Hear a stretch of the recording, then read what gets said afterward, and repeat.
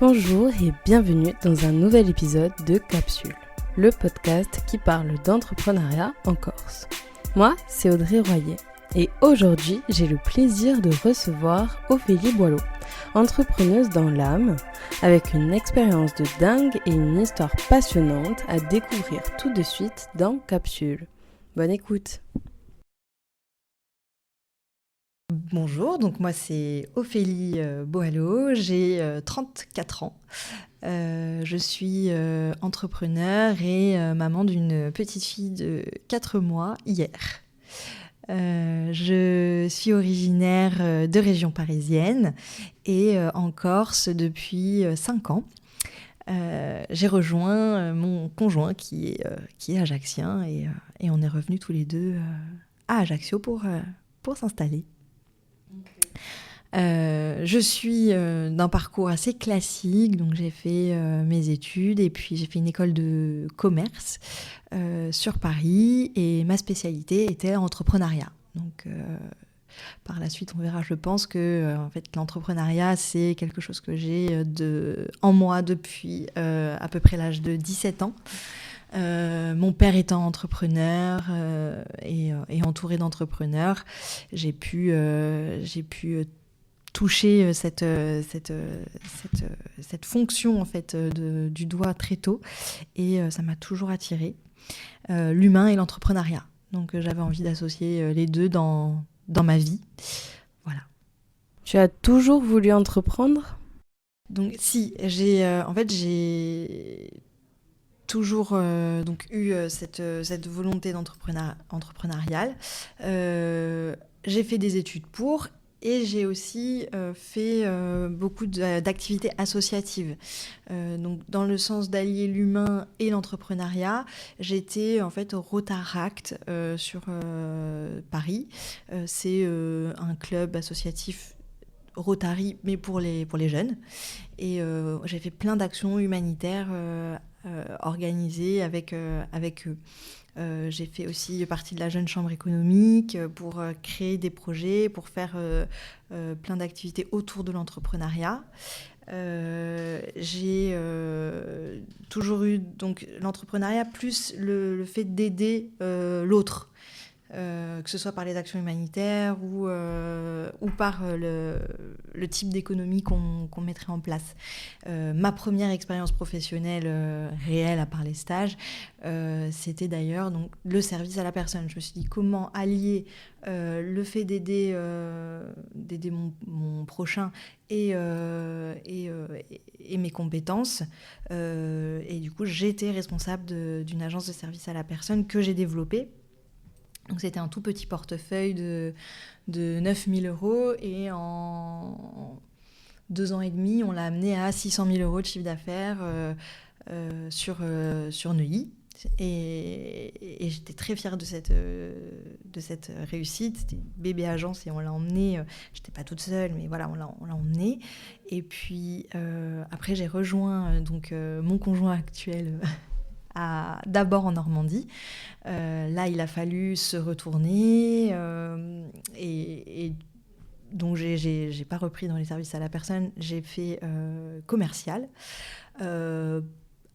pour alimentaire. En premier abord, c'était vraiment, j'avais pris un petit job comme ça alimentaire parce que il n'était pas certain qu'on reste en Normandie, donc j'ai pas évolué sur ma démarche entrepreneuriale puisqu'il faut quand même rester dans un lieu un certain temps pour pouvoir monter une entreprise. Et donc j'ai fait commercial et je suis tombée amoureuse de ce boulot vraiment par hasard, parce que si on m'avait dit un jour que j'allais prospecter en voiture, j'aurais dit non, jamais. Et puis en fait j'ai adoré parce qu'on avait une relation vraiment de continuité avec les clients. Je les voyais tous les mois, donc après c'était vraiment de la balade, du café, du papotage, en plus de évidemment la prospection. Et puis après j'ai encore changé de job pour faire encore commercial, mais sur un secteur beaucoup plus étendu. J'avais la Normandie et les Hauts-de-France. Et pareil, j'ai développé un autre portefeuille. Donc j'ai eu en fait que sur l'expérience à Neuilly, on a eu une expérience très réussie avec un développement de portefeuille réussi. Et à chaque fois avec des problématiques complètement différentes, c'était vraiment, vraiment bien.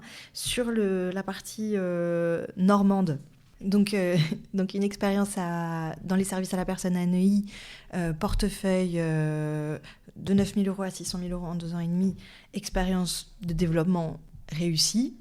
Ensuite, en Normandie, première expérience en commercial, j'ai repris un portefeuille très compliqué avec en fait une personne qui avait eu un problème de santé et une entreprise qui n'avait pas communiqué derrière, donc un portefeuille client complètement abandonné avec des clients un peu perdus.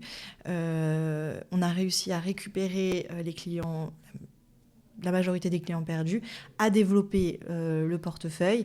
Et pareil, on est passé... c'était des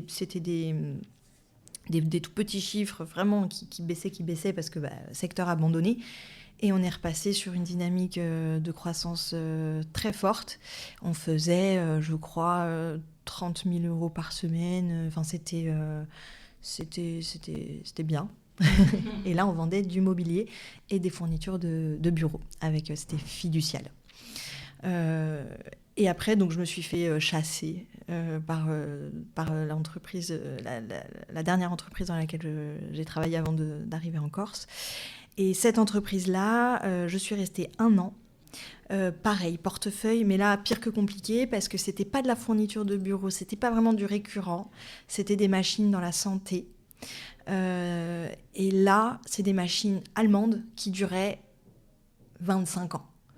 Donc, quand vous avez perdu la confiance d'un client et que vous essayez d'aller lui revendre une machine d'hôpital, de désinfection, donc des secteurs qui sont très, très touchy. C'est-à-dire qu'au bout d'un moment, quand c'était avant Covid, heureusement, mais c'est des machines d'hygiène.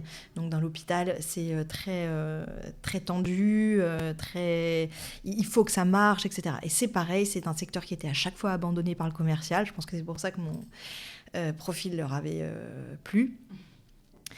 Donc secteur abandonné par les commerciaux et par le technicien qui avait eu des problèmes de santé.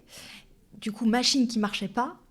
Et on parle quand même de désinfection, ça pourrait être glamour, c'est tout ce qui est excréta.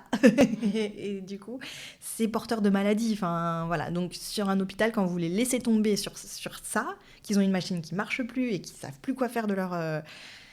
excréta, et vous perdez clairement. Enfin, et là, c'était pas on n'a pas eu de nouvelles, on était en galère de stylo. C'est pour ne pas les citer, Meiko, d'accord, vous pouvez repartir. Donc voilà, et puis ils avaient déjà changé leur parc, ils étaient passés sur une autre marque, donc à part d'attendre 25 ans qu'ils aient besoin de machines pour essayer de reconquérir le cœur de ces gens-là, c'était très très compliqué. Et ça j'ai pas très bien vécu. En plus, le manager était pas aidant. Donc ça a duré 1 an.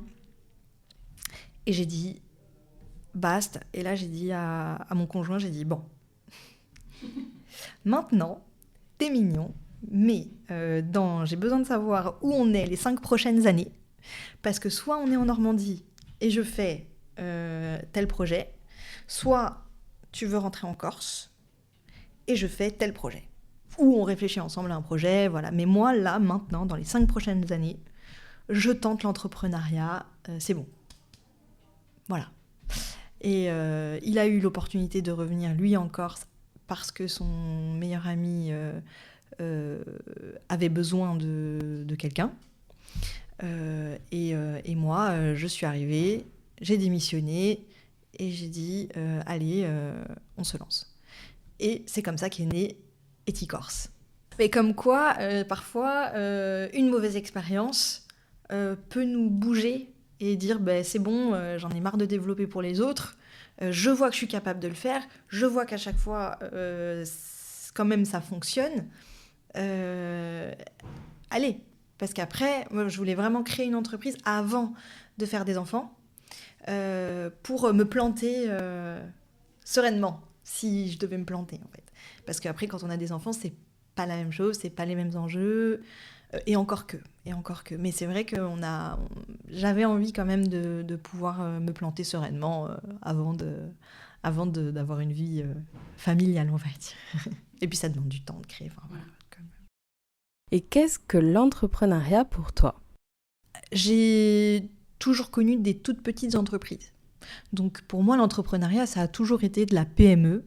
Je savais que ça demandait beaucoup de temps, puisque mon père étant lui-même entrepreneur, on ne l'a pas beaucoup vu quand on était petit, donc je savais ce que ça nécessitait comme temps, comme implication, comme cheveux blancs, entre guillemets, puisque on ne sait jamais vraiment de quoi sera fait demain. Si vous perdez un gros client, si vous avez la conjoncture qui change, en fait, tout arrive sur l'entrepreneur. Encore pire quand il a des salariés, puisque il faut pouvoir payer les salariés d'abord, et puis en fait, à chaque fois, nous, on arrive en dernier, alors qu'on donne tout.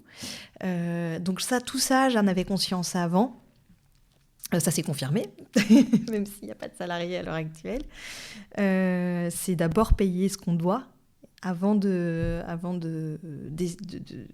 se payer soi-même, et c'est d'abord s'occuper de ce dont on doit s'occuper avant de s'occuper de sa vie perso, et c'est vraiment d'abord l'entreprise et après nous, et on se donne et on compte pas, et ça je le savais, mais même en le sachant, quand on le vérifie dans la vraie vie, c'est encore une autre aventure, c'est encore autre chose. C'est comme faire un enfant, en fait. Chaque enfant, en plus, va avoir sa personnalité. Là, je fais plein de ponts avec les enfants, parce que c'est vraiment, en ayant un maintenant, je me rends encore plus compte que un projet, ça se réfléchit, ça se gestionne, ça s'accouche, et puis après on s'adapte parce qu'on sait jamais où est-ce que ça va aller. On aura beau faire tous les plans qu'on voulait faire, on aura beau faire tous les tableaux Excel qu'on voulait, tous les business plans qu'on voulait, quand on le sort, on s'adapte, on a plein de soucis, on voit comment ça évolue, c'est un parallèle. S'il y a des gens qui ont déjà des enfants et qui veulent entreprendre, c'est la même chose, et ceux qui entreprennent et qui veulent des enfants, c'est la même chose. Ça demande la même implication, tout pareil, et les deux en même temps, ça demande de l'aide. Ça demande de l'aide, voilà. Et qu'est-ce que l'entrepreneuriat avec un enfant ? J'ai minimisé, moi, l'enfant par rapport à l'entreprise. L'entreprise, je savais. Et c'est vrai que l'enfant, j'avais pas conscience à quel point ça allait changer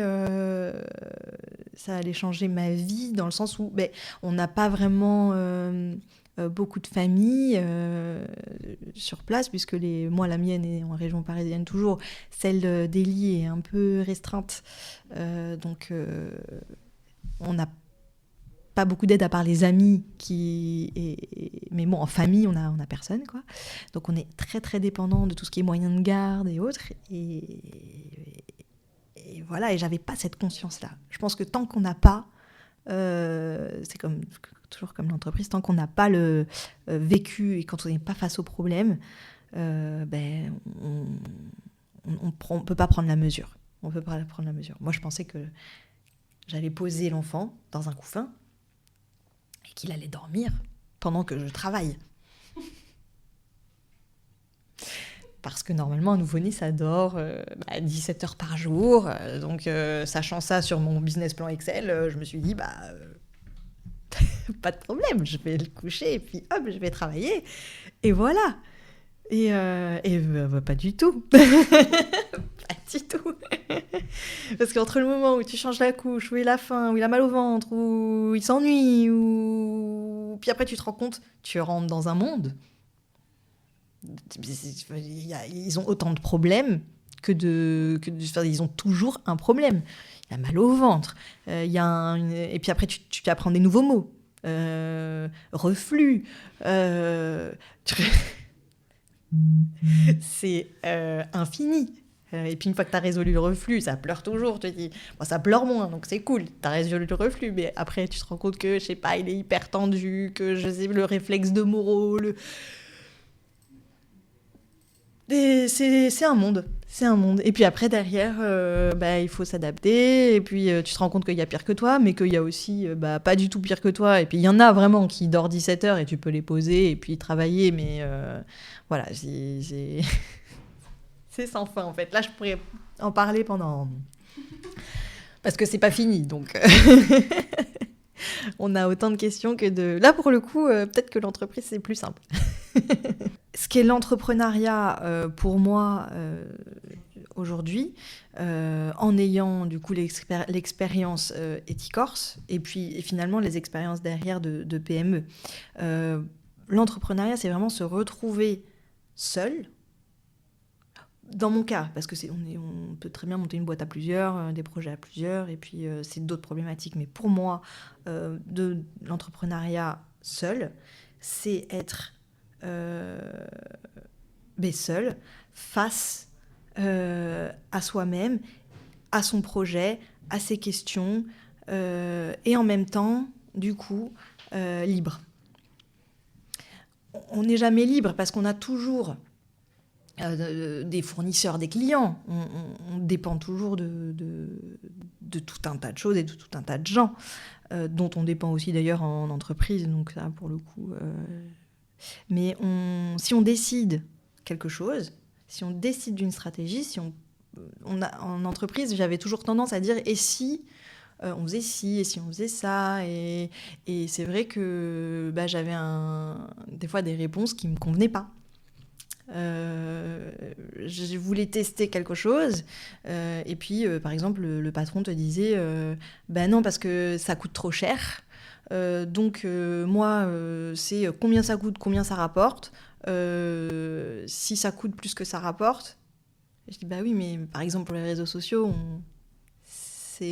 tant que tu l'as pas fait tu peux pas mesurer, puis voilà on peut faire un prévise mais on peut pas. En plus, c'était le début des réseaux sociaux.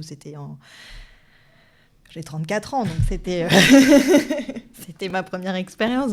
Il n'y avait pas encore Instagram, tout ça. On avait Facebook, on créait une page, quoi. Puis on mettait un peu...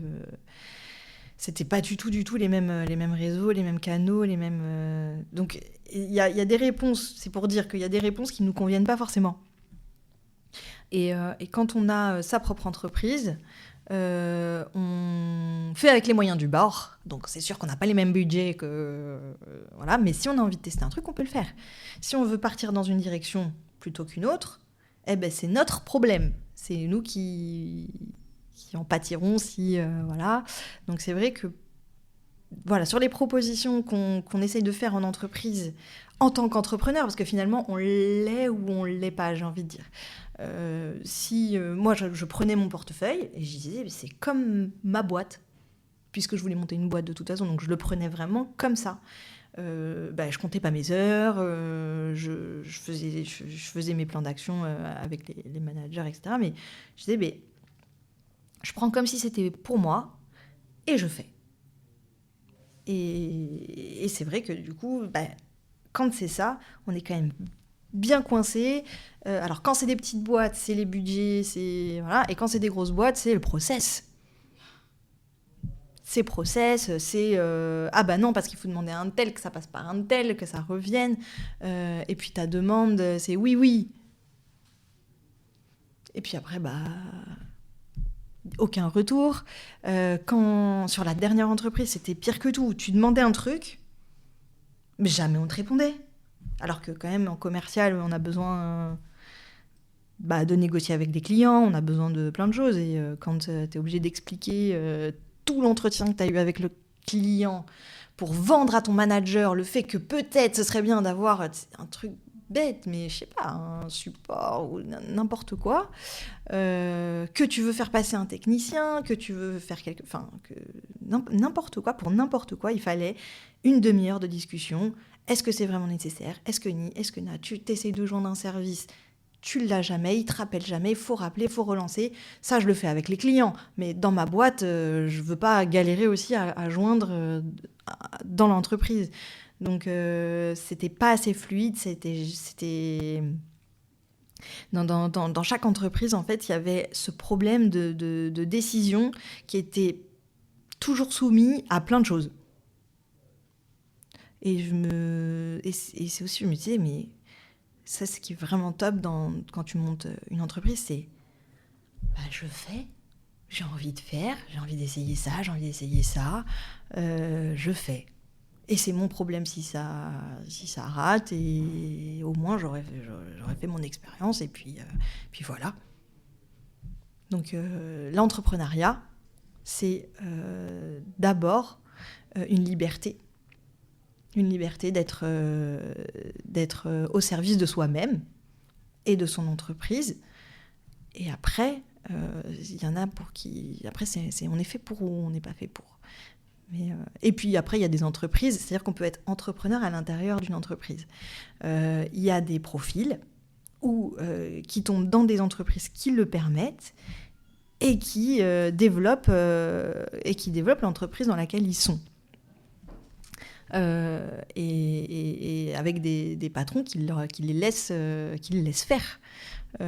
J'ai des amis autour de moi donc c'est rare, mais ça existe, et du coup on peut être entrepreneur à l'intérieur d'une entreprise, c'est possible si le manager laisse fait assez confiance pour laisser. Donc pour moi, c'est pas forcément toi et toi-même en train de... Et il y a des entrepreneurs qui, pour moi, ne sont pas des entrepreneurs. C'est-à-dire que si, par exemple, un freelance qui va travailler exclusivement pour une grosse entreprise qui se sert de ce freelance juste pour son statut, je pense aux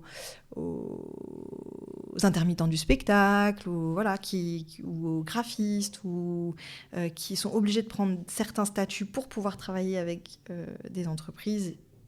Eh bien, eux sont pas entrepreneurs et ils le veulent pas forcément, mais c'est vrai qu'ils ont pas du coup toute la partie liberté dont je viens juste de parler. Ils sont soumis à un client qui est en fait leur patron. Je pense aux journalistes qui écrivent pour un tel et un tel. C'est pas, et ils ne se veulent pas du tout entrepreneurs, ce pas des profils entrepreneurs, mais ils le sont parce qu'ils sont auto-entrepreneurs ou freelance.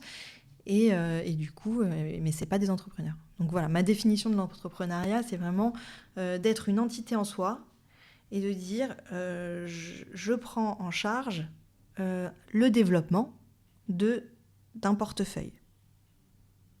Et j'ai la liberté de faire des actions, ma liberté à moi, de dire on m'a laissé faire ci, on m'a laissé faire ça, j'ai mené un projet de A à Z, je l'ai chiffré de A à Z, voilà. Donc c'est très, très chiffre, très, très ça, mais pour moi c'est vraiment ça, c'est le portefeuille client avec lequel tu peux avoir la liberté de faire ce que tu veux, tant que tu augmentes le chiffre.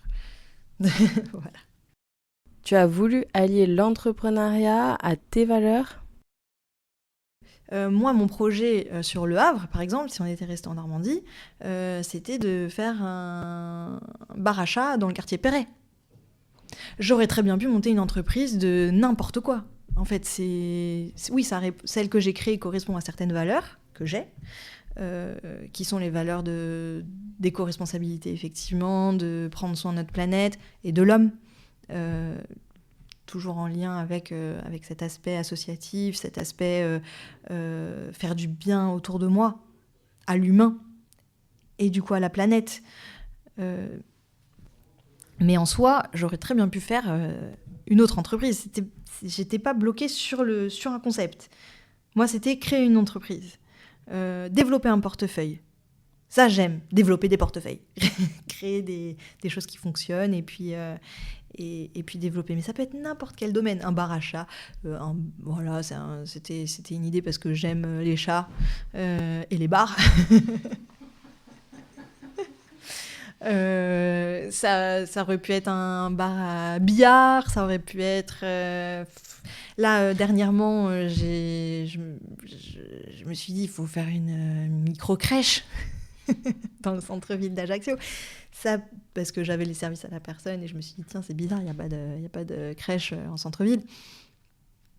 Voilà, c'est vraiment des projets qui me viennent avec des besoins que je ressens. Et puis soit on les fait un peu soit je les fais via des associations, soit je crée l'entreprise et voilà. Et je me suis dit tiens, à Ajaccio, comment c'est venu?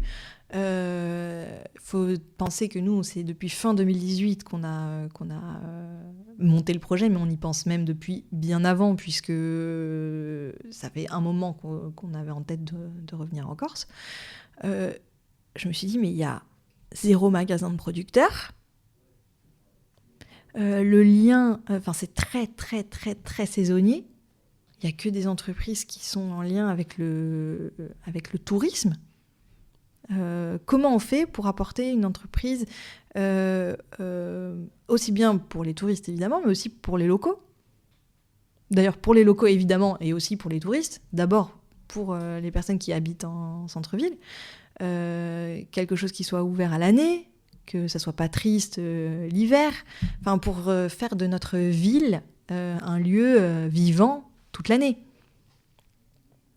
C'est parti de là, en fait. On a été, oui, en lien avec le tourisme, et puis Élie, mon conjoint, me dit mais il faut que ça soit utile aux Ajacciens, il faut que ça soit utile aux producteurs comme aux gens qui habitent à l'année, etc. Je dis donc il faut créer le projet en fonction. Et puis moi j'avais cette partie aussi, bon, évidemment locale, etc., mais aussi éco-responsable, puisqu'on était dans tout ce qui touche la planète. À un moment, j'étais vraiment en plein dedans, et puis je voulais vraiment être utile par rapport à cette problématique-là. Et en Corse, c'est dimensionné puisque on dit toujours que c'est un laboratoire, donc tout ce qui est déchets, tout ce qui est local, bio, tout ça c'est tellement la porte à côté, et puis des problématiques qu'on a tous les jours, qu'il y avait moyen de faire un projet autour de ça. Et c'est pour ça qu'on est parti sur Eticorse. Mais ça aurait pu être... J'ai fait du yoga, ça aurait pu être une boutique d'instruments de yoga et de produits de yoga. Ça peut être... je dis, ma formation fait que en fait, je sais gérer et développer un portefeuille, n'importe lequel. Voilà. Et après, il y a plus ou moins compliqué. Donc... le but, c'était de me compliquer au maximum la tâche et du coup de partir dans une grosse usine à gaz et de dire non, parce que moi je veux que ce soit éco-responsable, utile à chacun. Voilà, donc je suis partie sur un mode associatif tout en essayant de créer une entreprise rentable à partir d'un modèle qui devrait être subventionné. Voilà. Quels sont tes projets pour l'avenir ? Alors la définition de l'entrepreneuriat, elle n'a pas changé. Par contre, la façon de le mener change obligatoirement. Tout dépend d'ailleurs de comment on gère son projet dès le début. Mais moi, je suis quelqu'un qui... j'aime bien prendre mon temps. Donc, je compte absolument pas mes heures. J'aime bien m'organiser un petit peu comme je veux. J'aime bien... si quelqu'un vient me voir à la boutique et qu'on papote et qu'il n'y a personne, j'aime bien me boire un petit café et papoter. Et du coup, tout ce que j'ai à faire est reporté sur le soir. Mais je m'en fiche parce que j'aime ce que je fais. Et puis voilà, je me lève le matin en me disant que je vais passer une bonne journée, même si elle est longue. En fait, j'ai pas ce truc de me dire, tiens, je m'arrête à 17h. Et puis voilà. Ma vie, c'est le travail. J'aime ça. Donc, aller jusqu'à 22h, 23h, faire des colis la nuit parce que je les ai pas fait la journée, parce que voilà, c'est pas un problème. Même j'aime ça. Sauf que, donc, avec l'arrivée d'un... Et c'est aussi ça l'entrepreneuriat, c'est de ne pas avoir d'horaire. Là, l'enfant, il a des besoins auxquels il faut répondre. Donc, déjà, un bébé, on ne le laisse pas jusqu'à 19h dans une boutique. Même 19h, parce que déjà 19h, pour moi, je ferme la boutique, mais du coup, je vais pouvoir attaquer le reste. Mais donc non, ça implique, pour moi, une organisation autre. Ça m'oblige à m'organiser autrement, à rendre mon temps plus efficient. Ce qui est en soi pas plus mal, parce que ça me force à m'organiser. Donc c'est pas en soi une mauvaise chose, et c'est du coup une autre compétence que j'essaie d'acquérir. Pas gagner, mais j'y travaille. Et du coup, parce qu'il y a un horaire pour emmener la petite, il y a un horaire pour récupérer la petite, il y a un horaire pour faire manger la petite. Il y a la nuit, où on ne dort pas comme on dormait. Donc, pour la récupération aussi, il faut pouvoir dormir plus tôt. Enfin, puis voilà, ça impacte aussi la vie sociale, ça impacte les événements auxquels on veut participer. Donc, pour tout ce qui est réseau, pour tout ce qui est... oui, surtout ça, de sortir, d'aller à des événements, etc. Tu ne peux pas. Pareil, du coup, c'est la liberté qui en prend, la liberté dans l'entrepreneuriat qui en pâtit. Donc, la partie de liberté, finalement, dans l'entrepreneuriat, en se disant, je fais ce que je veux. Si j'ai envie de faire mon devis à 22h, je fais mon devis à 22h. Alors qu'en entreprise, quand on t'attend sur un truc, on t'attend... Voilà, bon, même si en commercial, c'est pas du tout ça. Tu fais ton devis à 22h si tu veux, du moment que la personne l'a le lendemain, on s'en fiche. Mais c'est vrai que ça va me faire acquérir d'autres compétences. Et j'en suis très, très, très, très heureuse. Parce que c'est bien quand même d'arriver à se cadrer, d'arriver à se dire, tiens, là, tac, tac, tac, il faut que je sois efficace sur ce temps-là. C'est bien aussi. C'est bien aussi. D'optimiser. L'optimisation du temps, tout ça, c'est important aussi de l'acquérir. Ça te fait évoluer. Ça te fait évoluer. Donc ça fait évoluer aussi la définition de l'entrepreneuriat, puisque... tu m'aurais dit, tu montes une boîte, mais tu commences à telle heure, tu finis à telle heure. Je t'aurais dit, non. Mais maintenant, je dis, si, on va commencer à telle heure, on va finir à telle heure. Et du coup, on va organiser le travail entre deux pour que ce soit efficace. Je sais le faire, c'est juste que j'ai pas envie. T'as pas envie forcément de... C'était une envie que j'avais pas. Et maintenant, c'est quelque chose que je veux. Et que je vais mettre en place, puisque j'ai envie de passer du temps avec ma fille aussi. Donc, oui, il y a des contraintes horaires forcées, et il y a aussi un moment où tu as envie de voir... Tu as fait un enfant, c'est pas pour pas le voir, quoi. Donc, et pour le faire que dormir, on dirait que je suis horrible quand... Mais non, le but, c'est de voir l'éveil, voilà. Donc, pour ça, il faut t'organiser autrement. Et pour ça, c'est vrai que le fait d'être commerçant, d'avoir une boutique, c'est compliqué, puisque 19h, elle dort, normalement. Donc voilà, c'est toute une vie à réorganiser, et c'est un challenge. Et ça me plaît bien, finalement. Même si c'est très, très dur, c'est un beau challenge. Pitch-nous ton entreprise.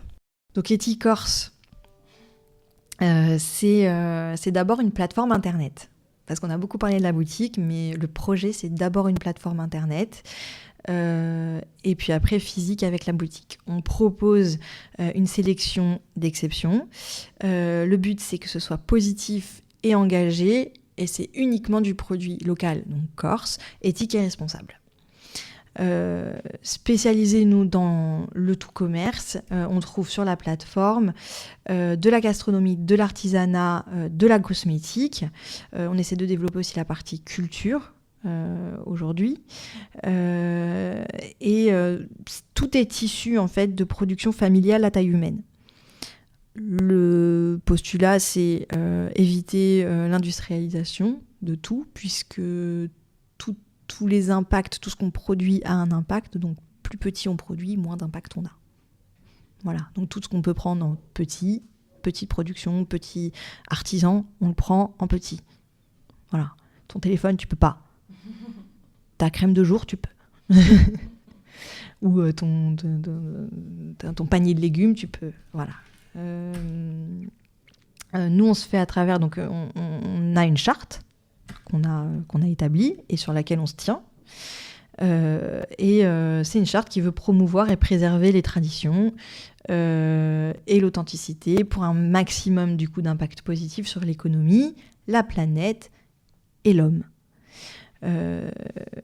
Voilà, c'est le projet, et ensuite ça s'est donc traduit aujourd'hui par un site internet et une boutique en centre-ville, toujours pour respecter des valeurs d'éthique, de se dire on sait que le centre-ville souffre, donc on vient apporter une force et une offre en centre-ville.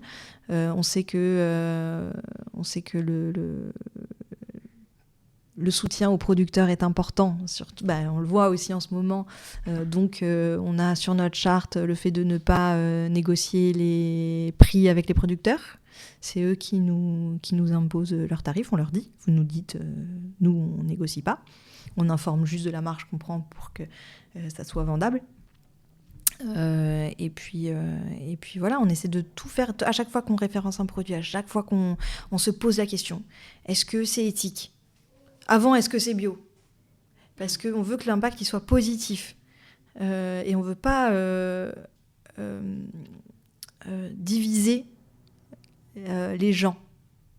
Donc le but, pour être positif, c'est de dire il n'y a pas de label, etc. C'est que du bon sens. Que du bon sens. Et à chaque fois, on se pose la question, est-ce que c'est éthique ? Est-ce que c'est éthique ? Est-ce que c'est éthique ? Et là, c'est charté parce que ton éthique ne va pas être la même que la mienne. Ou que celle de Jean-Paul.